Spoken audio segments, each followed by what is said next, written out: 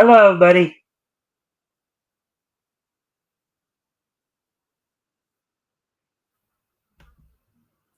All right. Welcome to the Mikestand. Today is Friday, June 6th, the end of the first week of June here.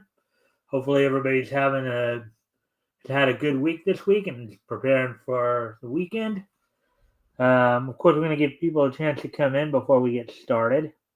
Um, so, just got finished earlier today watching. Hold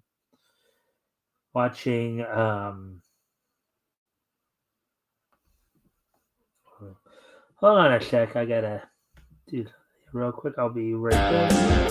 I'm gonna go off camera here for a moment.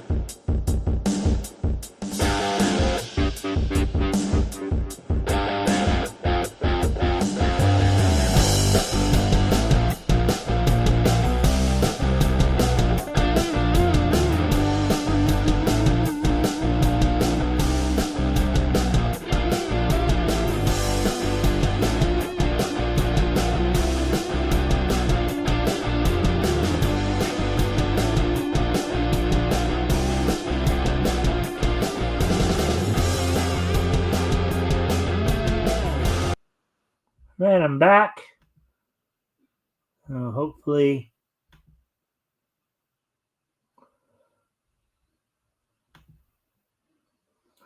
anyways, coming up on 2 minutes here. We're just giving people a chance to come in before we get started. I'm gonna see if I can drum up a little bit more.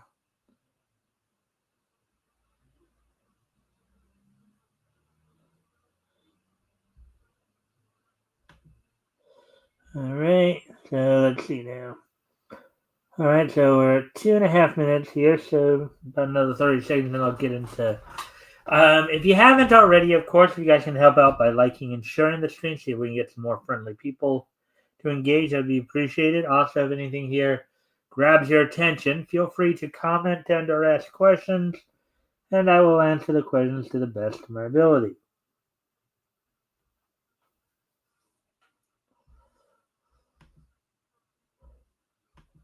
So now we're coming up on 3 minutes. I guess I'll talk about what's on tap for tonight. So I got 3 articles I'm going to do. One from Bounding into Comics, the other two from Bleeding Fool, or not Bleeding Fool, but actually Me TV Tunes. The first article we're going to talk about is apparently there are some creators who I guess currently working with Marvel that are not completely happy with some of the directions they're going with. In the ongoing discourse over of course, who should be with Mary Jane. Al Ewing is now coming out to give his thoughts on some of the situations and some of the in his particular case, the whole thing revolving around her current relationship with Paul, whoever this guy is. Also, we got a couple of profile pages on MeTV Tunes. One of which was talking about Smurfette, the late great Lucille Bliss, a former, of course, voice actress, most notably, most famous for voicing Smurfette back in the 80s during the Smurfs cartoon. She was going to talk about her experiences, and then a little profile piece on the 1987 movie The Jetsons Meet the Flintstones. So then, of course, we'll do the wrestling wrap up, look back to last night's Impact and Ring of Honor Club, as well as look ahead to tonight's WWE SmackDown, TNA's pay per view Against All Odds, as well as tomorrow night's WWE pay per views. Well, let's see.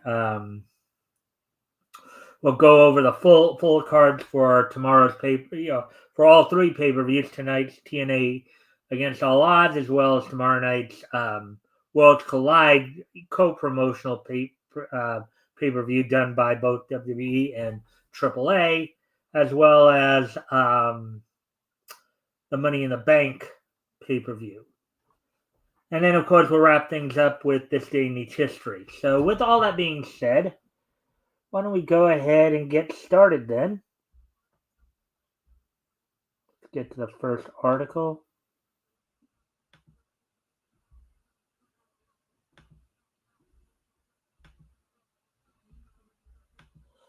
First article we're going to do tonight.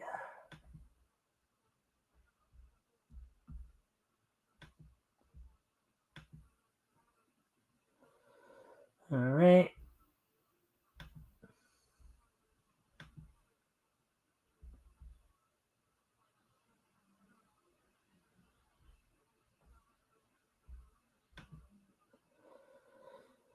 Alrighty then. So let's get into this. So,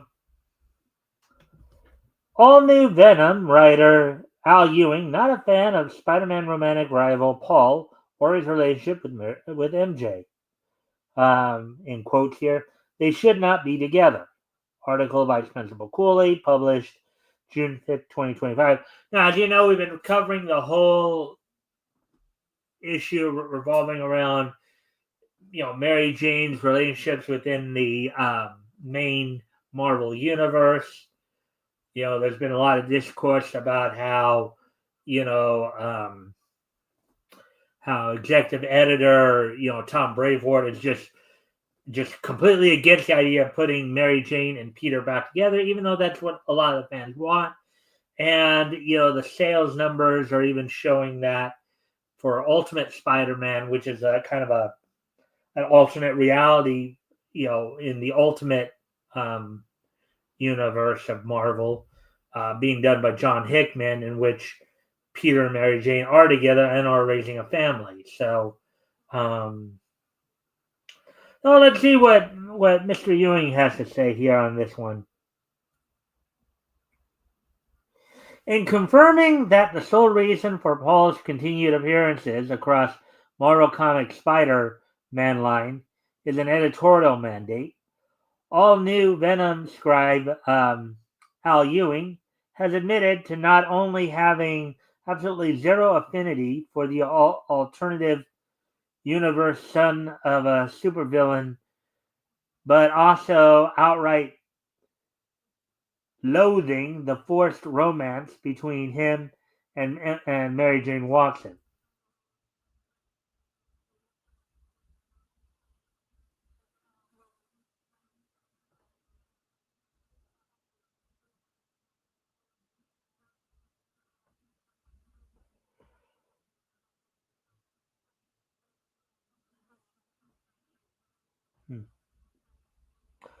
The British comic writer, who, in addition to penning the Venom symbiote's ongoing adventures, currently pens such notable titles as Immortal Thor Volume 1 and DC's Absolute Green Lantern, revealed his personal take on MJ's widely loathed beau during a recent appearance on John Sunstress World Balloon podcast. So basically, it's not just the fans. There are even some of the creators who are working on the titles who are not big fans of that editorial mandate.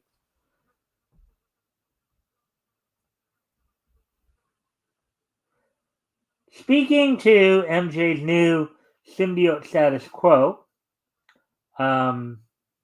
Ewing told his host that when it came to fleshing out her extended cast, his main goal was to, quote, make sure she's got a reasonable supporting cast of people without powers. So, Robbie Robertson's around, Dylan Brock's around. So I guess it might be Eddie Brock's son, I guess, or something to that effect. And Paul is around.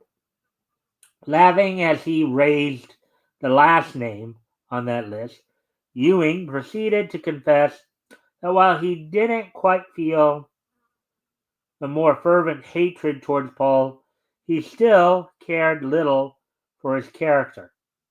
Quote, I do see Paul as just an incredibly ordinary person, unquote, he said. Quote, I don't think he's the devil. I don't think he's a saint. He's not like MJ's ideal man. They should not be together, unquote.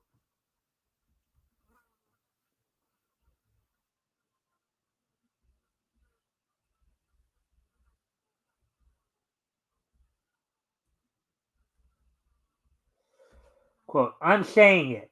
In brackets, series artist Carlos, brackets Gomez, um, is saying it. And we're all saying it, unquote. Ewing chuckled. Quote, I don't hate Paul as much as most people. I don't exactly love it, but my goal writing him is sort of, in smaller quotes, he's needy, he's not great, it's not a great relationship. It's probably coming to an end, unquote. Turning to address a viewer's declaration as highlighted by uh, Thuntress, that, quote, that's what we are all saying. Everyone knows this, except for editorial, unquote. The Marvel Comics veteran playfully lamented, quote, I hate to disappoint you, but it's not like I'm sneaking into the building in the dead of night to write these comics. It all goes through editorial, unquote. I'm sure a lot of people at this point would love to see him just do that, just sneak in and write the stories that the people want written, not the garbage that's coming down from editorial. Hmm.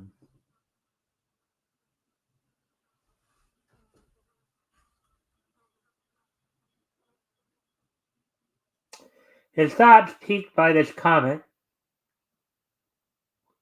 Ewing then took a moment, in quotes, to get a little bit serious, unquote, on the topic of, in smaller words, creator versus editorial.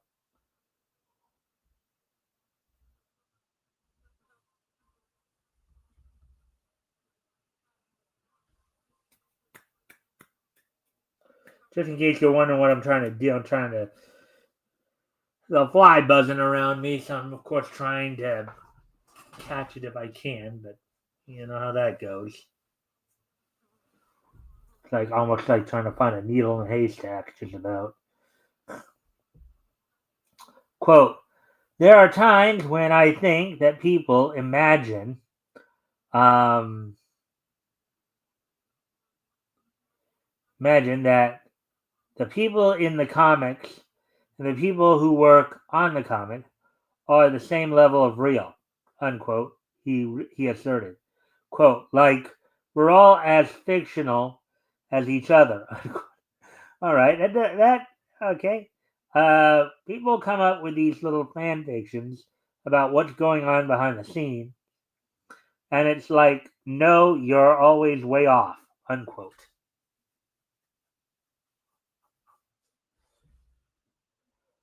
Quote, there's stuff I can talk about, but there will come a point when I will be able to tell you exactly what editorial thinks of Paul, and you'll see it with your own eyes, unquote. Ewing continued, quote, I cannot say anything more about future storylines, but I will say I don't hate Paul as much as the readers do. I just think he's not great, unquote. Well, I think the reason the readers hate him so much is because he's not Peter. You know, fact is, people have been crying out they want Peter and MJ back together in the main universe, and editorials just flipping the bird at fans. But anyways, again, friendly reminder: if you guys can help out by liking and sharing the stream, see if we can get some more friendly people in here to engage. It'd be appreciated. Also, if anything here grabs your attention, feel free to comment and or ask questions. And I'll try to answer the questions to the best of my ability. So, continuing on with the article here, quote, he's not a monster, unquote, he concluded, quote, but he's not great, unquote. No, he's just not Peter, and that's why people are so upset. and it's not as much being upset at the character. I think maybe partly due to, being upset at the character, but it's more upset at the editorial direction that's being taken. Alrighty then, so that actually went quicker than I thought it would. I thought that would have been a little bit more longer there, but anyways, and now moving on, of course, to the next article we'll be going over then.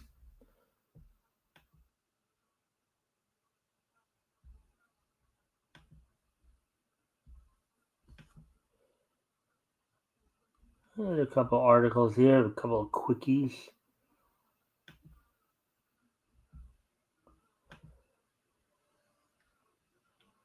Alrighty then, so here we go.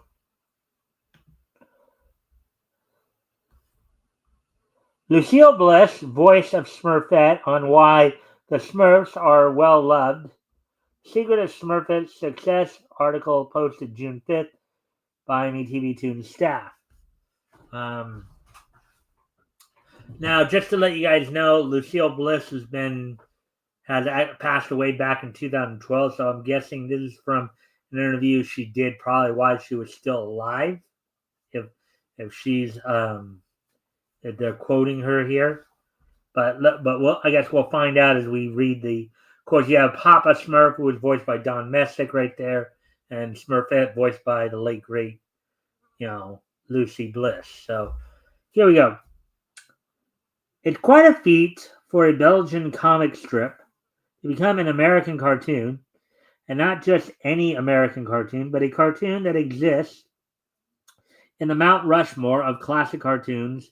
In 1981, Hanna-Barbera adapted Les Schwamps and transformed them into the Smurfs. I guess Smurfs has obviously been a little bit easier than Les Schwamps.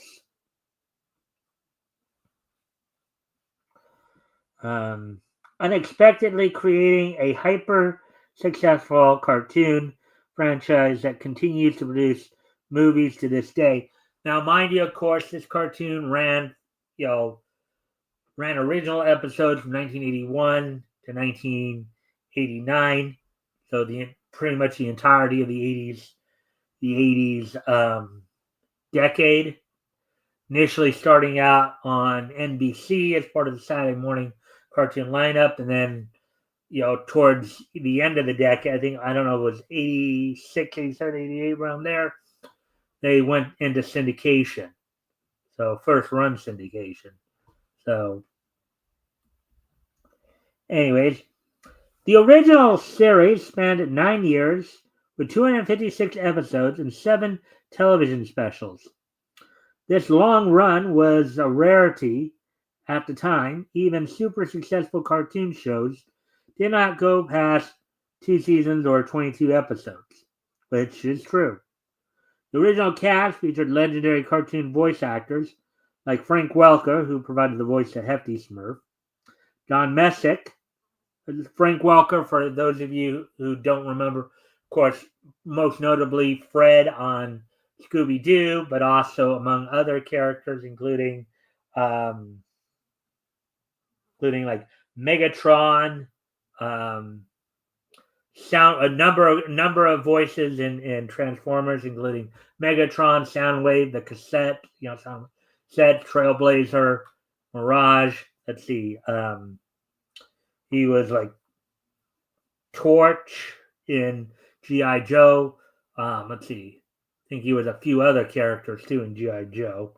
But Frank Welker pretty much Bronx and Gargoyles. Let's see, Don Messick, who of course provided the voice of Scooby-Doo, among others, as well as Ratchet and Scavenger in Transformers, who provided the voice of Papa Smurf, and June Foray, of course, Granny from Looney Tunes, who provided as Jokey Smurf. But it was Lucille Bliss, the voice of Smurfette, who explained why she thought the little blue guys were such a hit.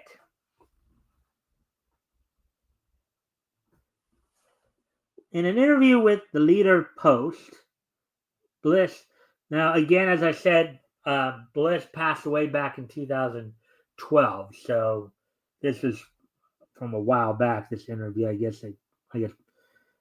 Bliss said, "quote Everybody loves a fantasy. People love the characters and the stories. It's like being at one big happy party," which is true. I mean, if you think about it, the setting for the Smurfs was more like kind of you would think medieval Europe. Okay, they had little like toadstool type houses, and you know and everything a part of their language was Smurf this, Smurf that, Smurf berry pie, and all the good stuff. Had the evil Gargamel who lived in a little hovel nearby who wanted to capture some Smurfs to turn them into gold or to just simply eat them. You know, you had and then you had some of their friends like Pee Wee and Johan. So much. They were much in the kind of Central European lore, as it were.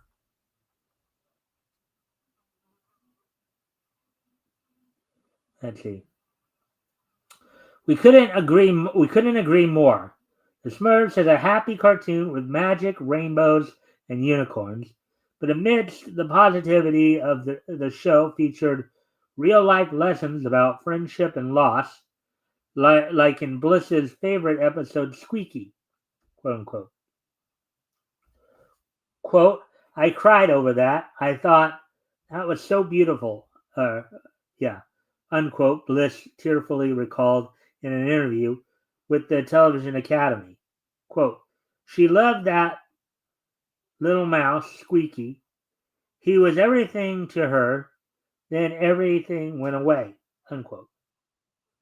Quote, Squeaky, unquote, in the episode where Smurfette adopts an injured mouse as a pet, her fellow Smurfs help nurse him back to life and fall in love with Squeaky too. Then Squeaky unexpectedly passes away, and in her grief, Smurfette runs away. In an episode that teaches audiences about love, grief, loss, death, and how to support a friend grieving a loss, it is truly one of the best episodes of the Smurfs. That's the thing about 80s cartoons. I grew up on 80s cartoons, and I'm sure some of you in my audience probably grew up on 80s cartoons. And you could see there was, whether they did it directly or indirectly, there was always an attempt to kind of teach us something within the show. And it wasn't like it was something they were trying to bash over your head like they do today. But Filmation did a lot. Filmation did some of the some PSAs at the end of the show where like on He-Man and Master of the Universe they would usually have some characters from the show, whether it be He-Man, Orko, Tila, Man at Arms, coming into do a PSA, or even on She-Ra where they had Looky doing the old hide and seek bit, and then doing the G.I. Joe had some PSAs. I think even Transformers is going to try doing some, but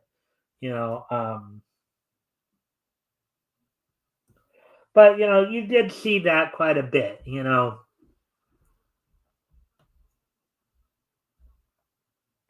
So, anyways, as we of course continue on here. So Bliss felt the Smurfs was a perfect show for viewers of all ages, which is true. I mean, even adults could get some night. The Smurfs is one of those type of cartoons that really will help you get away from everything, because especially today in today's modern society and stuff like that, you turn on the Smurfs, and it feels like you're walking in the forest where the Smurfs lives. You just if you imagine walking through there, you just hope that you don't imagine crushing their houses too by accident. But anyways, quote, Smurfs help one another. They are kind and loving and understanding. There's nothing violent about them, unquote. And there is a lot of magic involved in it too. So watch the Smurfs on MeTV Tunes, Sundays at 5 p.m. Eastern, 4 Central, 2 Pacific. There you go. So there you go with that one. So now we got one more article to go through.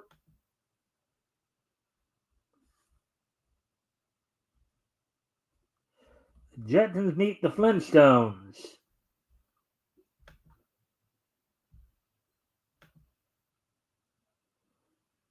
And of course, if you haven't already, you guys can like and share this thing. See if we can get some more friendly people to engage. That'd be appreciated. Also, if anything here grabs your attention, feel free to comment and or ask questions, and I'll try to answer the questions the best of my ability.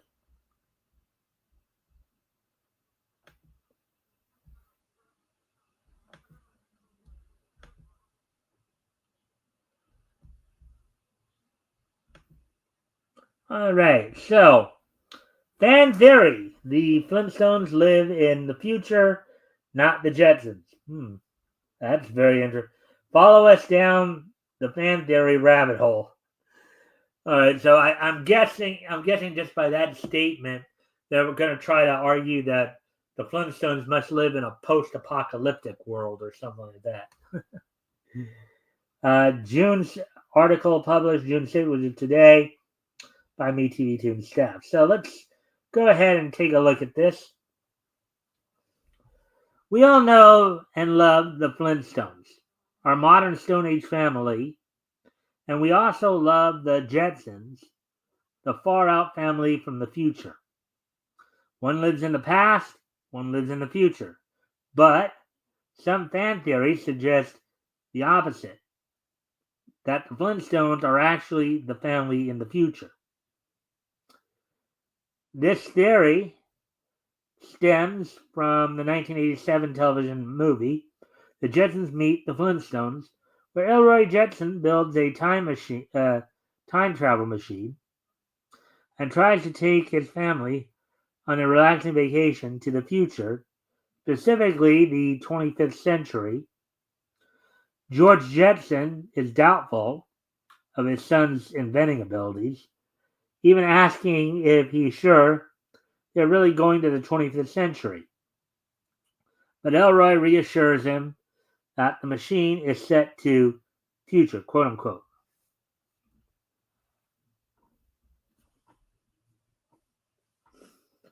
All right, I can understand that point.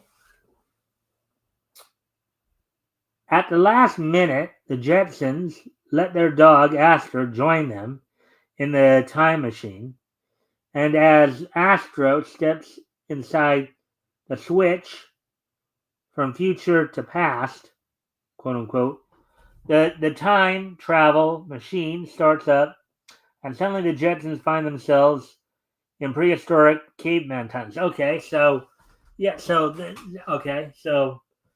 they ended up there because, quote unquote, possibly the past, but hilarity ensues. The Jetsons and the Flintstones help each other solve their life problems and learn new perspectives from each other's time periods.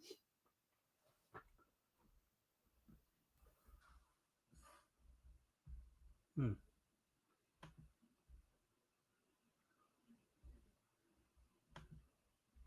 But what if that's not all?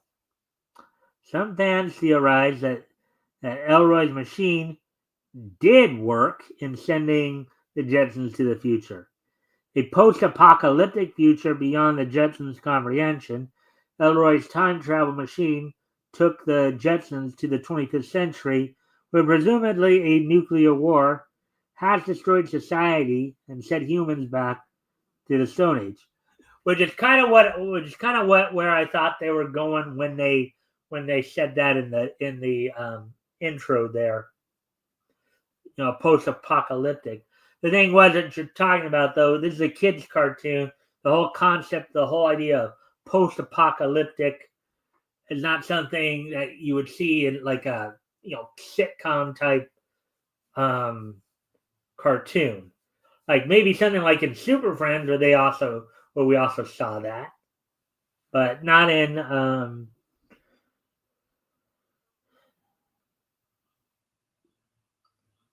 this would mean that the Flintstones are the future to the Jetsons.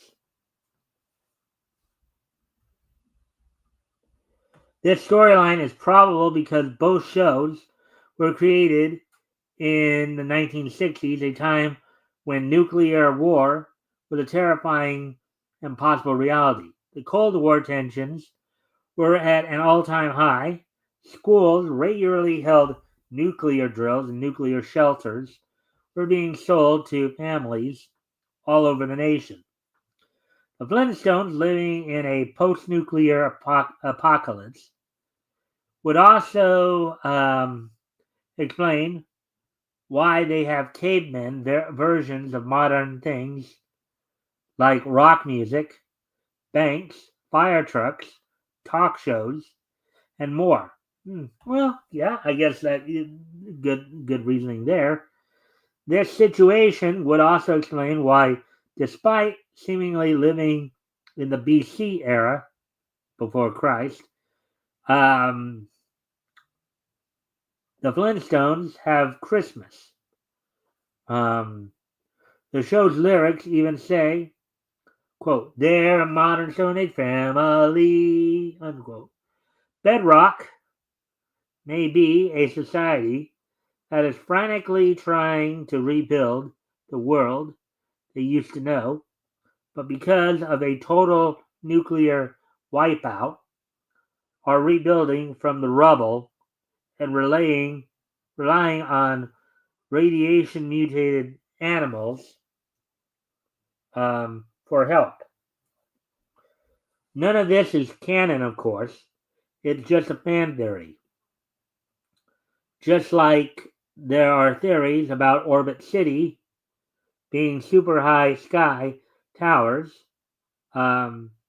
because Earth below them has been destroyed by nuclear war or climate change. Do you believe the theory? Or do you think some fans are taking things out of proportion? Well, you're always going to have that. You're always going to have fans that are, and this fan theory is probably just something from, maybe certain individuals, or probably certain individuals who are just taking it a bit out of context or out of theory, or just because they're so into like climate change and all that, they gotta find some kind of justification for their beliefs. So anyways, watch the Jetsons on MeTV Tunes every day at 7 p.m. Central, or 7 p.m. Eastern, 6 Central, and 4 Pacific. All right, so I do actually need to step away from the computer for a moment. I'll be right back, but as soon as I, of course, clear this out. We've gone through all three of our articles here in pretty quick fashion. Anyways, I'm going to be right back here. Just gotta.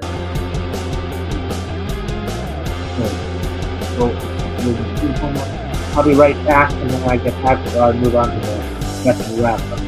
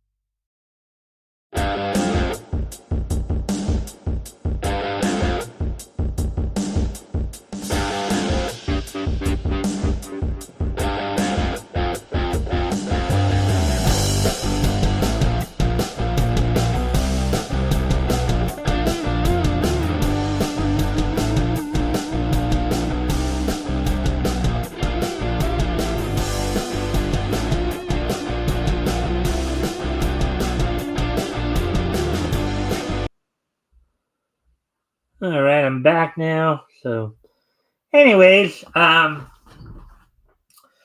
reminder, if you guys can help out by liking and sharing the stream, see if we can get some more friendly people to engage, that'd be appreciated. Also, if anything here grabs your attention, feel free to comment and or ask questions. I'll try to answer the questions to the best of my ability. Anyways, so now we're done with the articles. So now we're going to move on to the wrestling wrap-up. We're going to talk a little bit about, of course, happened on last night's Ring of Honor Club and Impact. We'll look ahead to tonight's, of course, head to tonight's events, including, of course, against all odds pay-per-view, as well as WWE SmackDown. Look ahead to this weekend's 2 WWE pay-per-views, Money in the Bank, and of course their co-promotion of Worlds Collide with AAA. So, all that being said, why don't we go ahead and get started here? So let's start off going over what happened on last night's Ring of Honor. The 119th episode, of course, of Ring of Honor, from the Masonic Temple Theater in Detroit, Michigan, with Carice Coleman and Ian Riccaboni on commentary. The show opened up with a tag team match in which CMLL's Persephone teamed with former NWA and AEW World Women's Champion Thunder Rosa to take on Dulce Tormenta and Layla Gray, in which they defeated them in just over 6.5 minutes. Another tag team match, the Frat House's Griff Garrison and Cole Carter defeated the team of Brandon Hunter and Dale Springs. Wheeler Yuta defeated Wheeler Yuta of the Death Riders defeated Aaron Solo in a singles match. The main event saw a proving ground match for the Women's World Title, where the challenger would if they could defeat Athena in this match, would earn a future shot at the Ring of Honor Women's World Title. Rachel Armstrong challenged Athena, only to fall short of her in just under 5 minutes at 4:54. After the match, of course, Athena tried to beat down Rachel Armstrong, only for Thunder Rosa to come out and save her, I guess setting up her next potential challenger in Thunder Rosa. Thunder Rosa, having been a former World Women's Champion on a couple of occasions already, would prove to be a pretty competent challenger for Athena. So now, with that being said, now that we're done with that part, let's take a look at what went down on last night's TNA Impact, as it was the go-home Impact leading into tonight's Against All Odds pay-per-view. Of course, last night's Impact came from the CAA Center in Brampton, Ontario, Canada, with Tom Hannafin and Matthew Rainwell on commentary. The show opened up with a knockout singles match, which Indy Hartwell defeated Tasha Steelz of Order 4, who was accompanied by the great hands of Jason Hotch and John Schuyler. And then Moose defended the TNA X Division title against Eric Young. Of course, Moose had JDC in his corner for the system, and Eric Young had Judas Icarus and Travis Williams of the Northern Armory in his corner for another tag team match. The By Elegance brand of Heather By Elegance and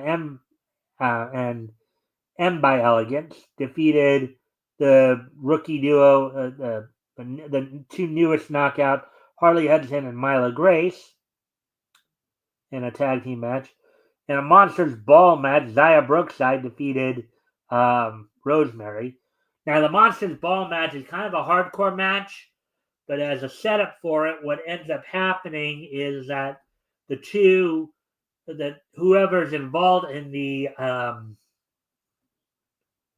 Monsters Ball basically is locked in a darkened room for 24 hours with no food, no water, and then are released right into the match. So, Zaya Brookside defeated Rosemary in that match. And the main event saw Matt Hardy, Leon Slater, and Mike Santana defeat Frankie Kazarian and the TNA World Tag Team Champions, the Nemeth brothers, Nick and Ryan Nemeth, in a 6-man tag match. Hey, Vic shows up.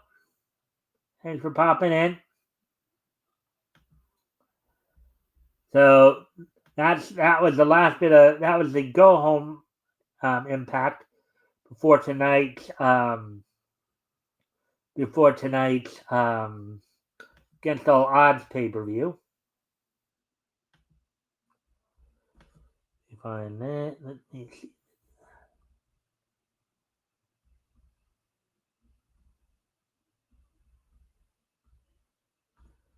So tonight's Against All Odds pay-per-view will be taking place from the Mullet Arena in Tempe, Arizona. On the countdown show, the countdown show will have Zaya Brookside teaming with Harley Hudson and Myla Grace to take on the Elegance brand of Ash, Heather, and M by Elegant, personal concierge in their corner. So there's that matchup right there. That's on the countdown to the pre-show basically, and then on tonight's on the main show itself on TNA Plus, Tom Hannafin and Matthew Ringwald on also happening from the Mullet Arena in Tempe, Arizona. Order 4's Mustafa Ali with John Schuyler and Tasha Steelz in his corner will be taking on Jason Hotch. We don't know what happened there. In an 8-man tag match, the Hardys, both Jeff and Matt Hardy, team with Leon Slater and a mystery opponent, take on the System's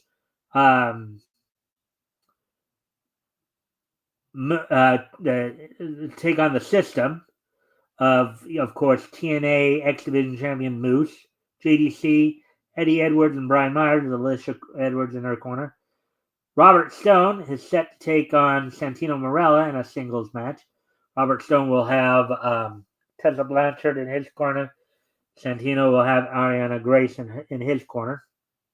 In a match for the TNA International title, Steve Macklin defends the International title against Mance Warner, who will have, of course, Steph DeLander in his corner, his main squeeze, as it were.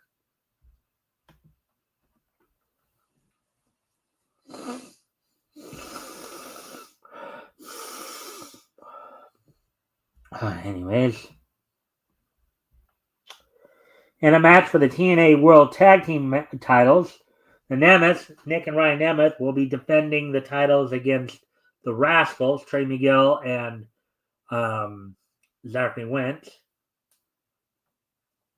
The Rascals, who are 2-time former TNA World Tag Team champions already. Masha Slamovich defends the Knockout World title against Lei Ying Lee. Frankie Kazarian is set to take on Joe Hendry. In the main event, we'll see NXT's Trick Williams, who currently holds the TNA World title, defending it against Elijah. So that's all that's going down on tonight's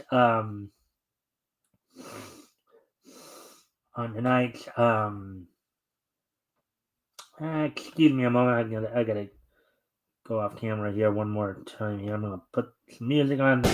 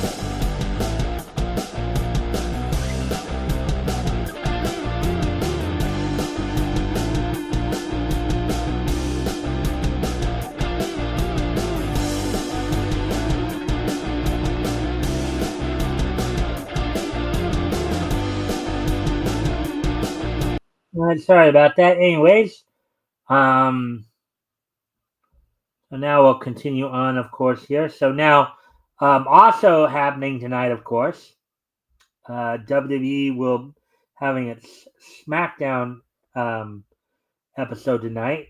Go home SmackDown before tomorrow night's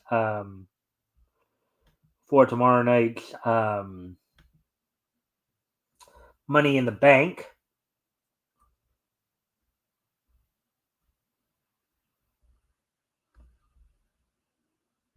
So on tonight's SmackDown from the Dignity Health Arena in Bakersfield, California, on USA Network, the one match that has been signed thus far is a match I believe is a 6-woman tag match consisting of the women who have qualified for the women's Money in the Bank match.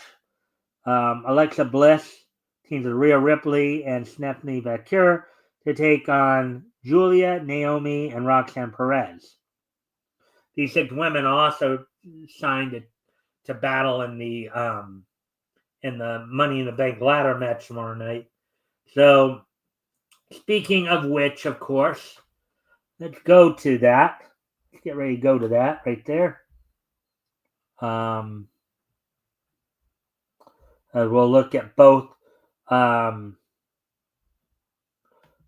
Money in the Bank and the money, so what Money in the Bank and AAA's When Worlds Collide pay-per-views. So the Money in the Bank event will take place in the Intuit Dome tomorrow night. Will air on Netflix. They have 4 matches signed. So you of course have the Lyra Valkyria will be defending the women's Intercontinental title against Becky Lynch. You have the 2 Money in the Bank ladder matches. The women's match will see Alexa Bliss versus Julia versus Naomi versus Roxanne Perez versus Rhea Ripley versus Stephanie Vaquer. In the men's Money in the Bank ladder match, Andrade takes on El Grande Americano. They take on LA Knight, Penta, Seth Rollins, Solo Sikoa. The men's Money in the Bank match. The main event we'll see in a tag team match. WWE Undisputed Champion John Cena teams with Logan Paul to take on WWE World Heavyweight Champion Jey Uso and Cody Rhodes. So that's all that's going down on tomorrow night's Money in the Bank. And then to look ahead to tomorrow night's Worlds Collide pay-per-view, which is being co-promoted by both WWE and AAA from the Kia Forum. That will be on YouTube tomorrow night. Opening match we'll see in a trios match. LWO members Dragon Lee and Cruz del Toro teaming with Lince Dorado of AAA to take on the team of Aerostar, Mr. Iguana, and Octagon Jr. In a women's tag team match, Cheek Tormenta and Dalis taking on NXT's Lola Vice and, of course, recent main roster colleague Stephanie Vaquer. Stephanie Vaquer, of course, be pulling double duty as she's also going to be at the she's in the Money in the Bank match as well. In a fatal 4-way match for the NXT North American title, Ethan Page will be defending against AAA World Cruiserweight Champion Laredo Kid, SmackDown Superstar Ray Fenix, and NXT Superstar Javon Evans. In another trios match, you got Legado del Fantasma of Angel Berto and Santos Escobar taking on El Hijo del Dr. Wagner Jr., Pagano, and Psycho Clown. In the main event, we'll see El Hijo del Vikingo, who recently won the mega title from Alberto El Berton this past weekend at Triple A's Alianza's pay-per-view. And he'll be defending the title against Chad Gable. So that's all I got for the wrestling wrap-up. So now what we're going to do now, of course, with today being Friday, June the 6th, 2025, we're going to take a look back at this day in Nietzsche history. History! So 2001, 2005, 2020, and 1965. All right, so first off, I'm going to head back 60 years ago. As on this date, 60 years ago today,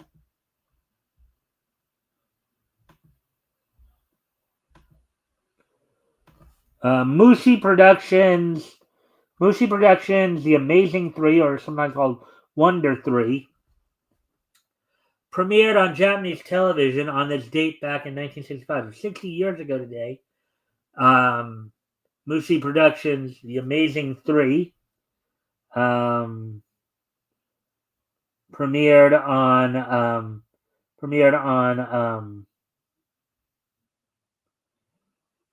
on this date back in 1965. The Amazing Three, or 1 to 3, was a Japanese comic series and a black and white Japanese animated series created by Osamu Tezuka, of course, famously known for creating such works as Astro Boy and Kimba the White Lion. In the 60s, it involves the adventures of 3 agents out of space who are sent to Earth to determine whether the planet, a potential threat to the universe, should be destroyed.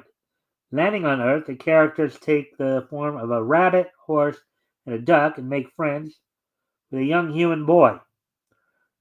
So that's basically the gist of it. So that happened 60 years ago today. The Amazing Three premiered on Japanese Mushi Productions. The Amazing Three premiered on Japanese television. Now getting ready to move on to the next piece of Nietzsche history. Moving ahead to the year 2001. On this year, in the year 2001, which was 24 years ago today,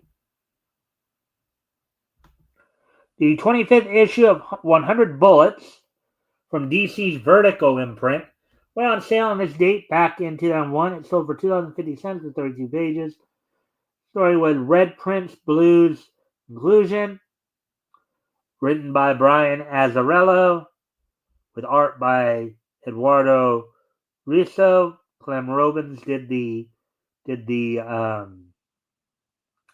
lettering. Patricia Mulvihill did the coloring. So 24 years ago today, the 25th issue of 100 Bullets went on sale on newsstands on this date back in 2001. So now moving ahead to the year 2005.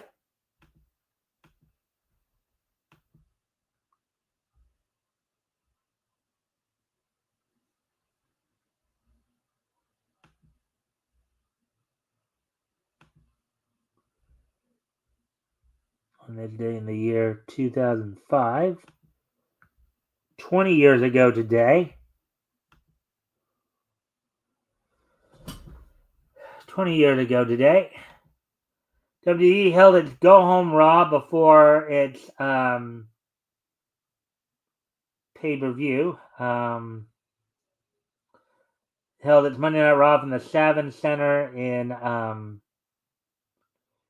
St. Louis, Missouri. It was a go-home pay-per-view. Let's see. For, I believe it was King of the Ring that year.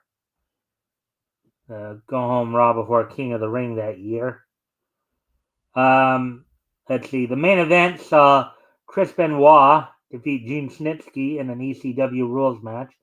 In a mixed tag team match, the Heartthrobs of Antonio and Romeo with Victoria defeated Christy, Hemi, Rosie, and the Hurricane by DQ in a 6-person mixed tag team match. And the show opened up with a 2-on-1 handicap match in which Shelton Benjamin retained the WWE Intercontinental title, fending off the challenges of Khosrow Davari and Muhammad Hassan. The draft lottery for that year also went down as well. So, and now, getting ready to finish everything off here.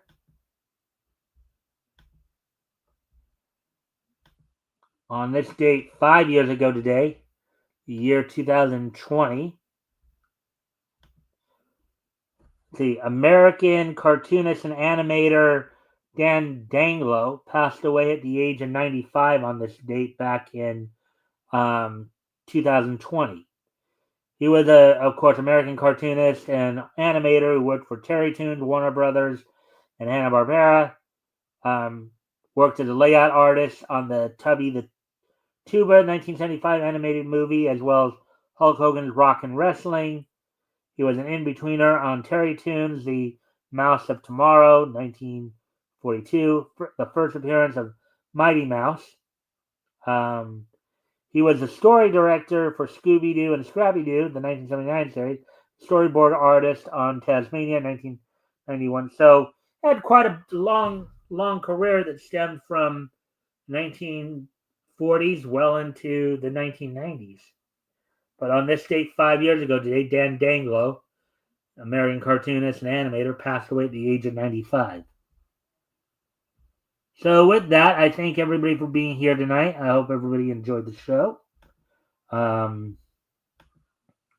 Let's see.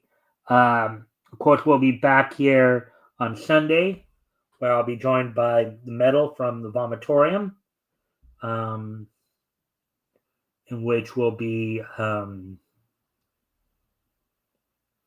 looking back at comics that went on sale in May of 1940.